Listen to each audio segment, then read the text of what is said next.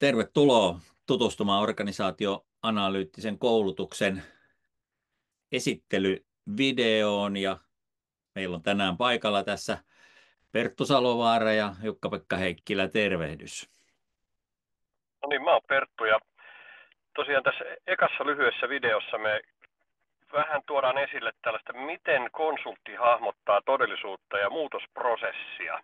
Ja ennen kaikkea silloin, kun se muutosprosessi ei olekaan hirveän suoraviivainen, niin kuin todellisuudessa, niin kuin ne usein on, että eivät ole suoraviivaisia. Näytätkö JP sitä kuvaa siitä?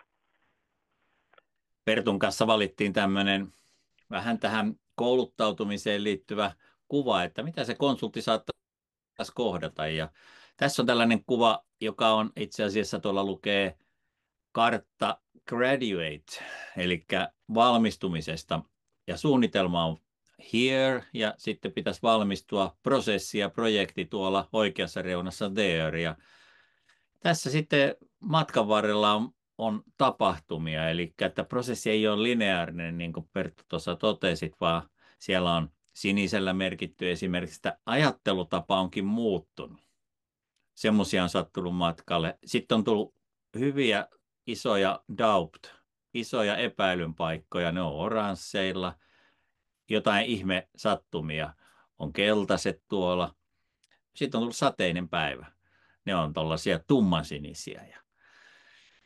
No sitten on tullut erilaisia terveyteen liittyviä haasteita, sairastumisia tai jotakin haasteita. Ne on turkooseja tuolla matkan varrella ja sitten joku on myöstynyt junasta ja sillä on ollut oma vaikutuksensa ja se on tuolla violettina ja sinne on myös tullut tuommoinen ruskea piste, joka on että yllättävä lahja universumilta.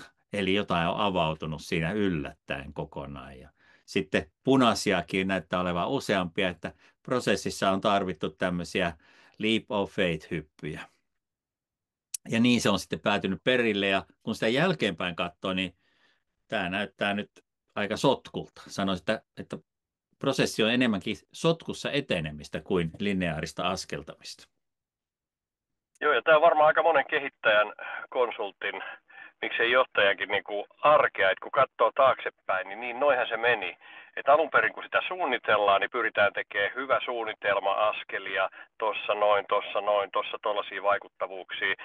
Mutta kun tilanne on kuitenkin se, että me ei koskaan tiedetä, että tällaiset niin kuin tarkoituksellisillakin strategioilla tai toimilla on yllättäviä ja ei ennustettavissa olevia vaikutuksia. Ja toi on niin kuin, kuvaa sit ihan varmasti hirmu hyvin monen konsultin kehittäjän arkea. Ja se, mihin tätä voisi käyttää, esimerkiksi minulle tulee mieleen, niin on siis asiakkaille kertoo muutoksen luonteesta. Oli se sitten johtoryhmä, se operatiivinen johto, ehkä joku esihenkilöporukka, miksei henkilöstö, niin todeta, että tämä on todellisuutta. Et se ei ole itse asiassa todellisuutta, että tämä menisi kuin juna noin ja kaikki on heti mukana ja Pasilassa vaan vähän tankataan.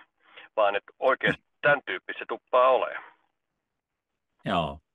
Ja kun se on tämän tyyppistä, niin ajatellaan, että tässä valmennuksessa yksi tällainen taustaoletus on vähän prosessiajattelun tapainen, eli se, että eteneminen koostuu tapahtumista, ja nämä tapahtumat herättää ajattelu- ja tunnereaktioita. Ja kun ne herättää ajattelu- ja tunnereaktioita, niin ne on konsultille vähän niin kuin arvaamattomia, koska ajattelu- ja tunnereaktio saattaa syntyä suhteessa tulevaisuuteen, suhteessa menneisyyteen, suhteessa siihen, mitä juuri nyt tapahtuu. Ja kuitenkin me nähdään aina vain se pinnallinen reaktio, johon me ehkä joudutaan reagoimaan. Ja konsultilla olisi iso tarve mieluumminkin koettaa pysähtyä ymmärtämään, että mitä tapahtuu. Ihan niin kuin tällä polulla tässä oleva henkilö joutuu jatkuvasti oppimaan edetessään tapahtumasta toiseen. Niin oppimisesta muodostuu jokaisen prosessin keskeinen niin kuin tekijä. Ja tämä Ajattelen, että Syhero myös... on, niin. Jatka vaan, Perttu. Niin, eikö te, että Syhero on, niin kuin, kuvaa nyt sitten kuitenkin sitä, että mitä tässä meidän valmennuksessa ajetaan takaa, niin on tämä konsultin identiteetti, että mikä tämä meidän professio on, minkälaisin välinein me käsitellään todellisuutta ja tuodaan sitä itselle ja muille esiin. Ja tämä on niin kuin meille konsulteille kehittäjille mielenkiintoinen heti, että tästähän syntyy tosi paljon heti keskustelua.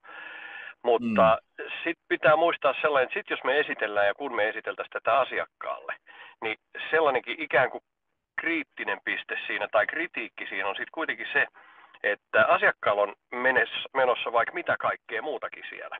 Ja kun me tuodaan tällainen vaikka johtoryhmälle esiin, että no niin, nyt meillä on tällainen hanke X tässä tai projekti Y, ja niin tämähän voi olla niin kuin, ne kokee, että ahaa, että okei, että tällaistakö meillä alkaa tapahtumaan ja on ollut meneillään ja miten tämä suhtautuu kaikkeen muuhun. Että tämä ei sinällään, vaikka tämä jäsentää meille muutosta prosessina, niin kuin JP sanoi, niin Mm, tämä voi olla kuitenkin myöskin vallankäytön väline.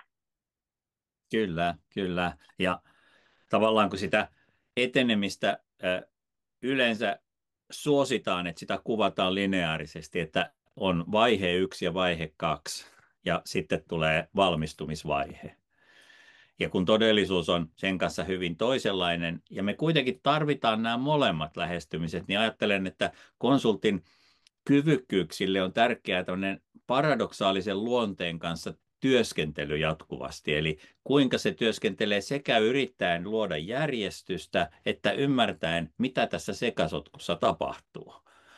Eli tavallaan tämmöinen paradoksaalisuus on tässäkin koulutuksessa yksi tällainen ihan peruskyvykkyyksiä, että kuinka me hyödynnetään vaikkapa olemassa olevia asioita, mutta samalla luodaankin mahdollisuus ihan uusille asioille.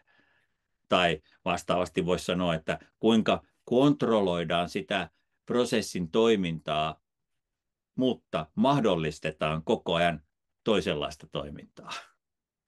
Ja nämä on pakko olla niin kuin jollain tavalla molemmat tässä matkalla. Kun ajattelet, että tämä opiskelumatka, josta tämä sotkukuva on, niin voisi olla just konsultin esittämä ajatus, joka pitäisi nyt järjestää jollain tavalla siinä myyntitilanteessa asiakkaalle hieman toisin, mutta puhua kuitenkin samaan aikaan, että todellisuus näyttää sitten todennäköisesti tältä. On näitä molempia yhtä aikaa. Joo, haluttiinko me ottaa loppuun vielä yksi Joo, jäsentävä kuva?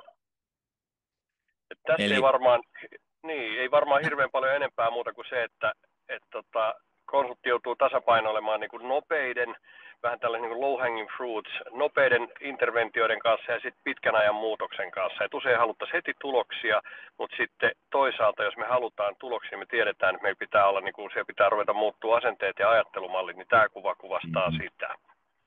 just.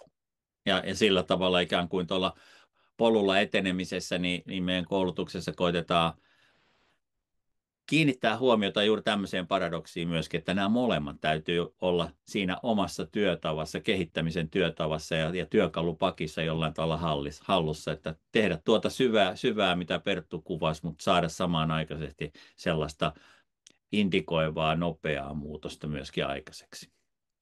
Tämän mittaisena nyt tämä esittely tässä ja oli tosi mukavaa, että maltoit kuunnella hetken tätä. Ei muuta, lopetellaanko Perttu tähän? Haluatko sanoa jonkun oman loppusanan? Niin, ei muuta kuin, että näitä ja tämän suuntaisia keskusteluita ja niitä, mitä sulle tuli mieleen, niitä pääsee koulutuksessa jatkamaan.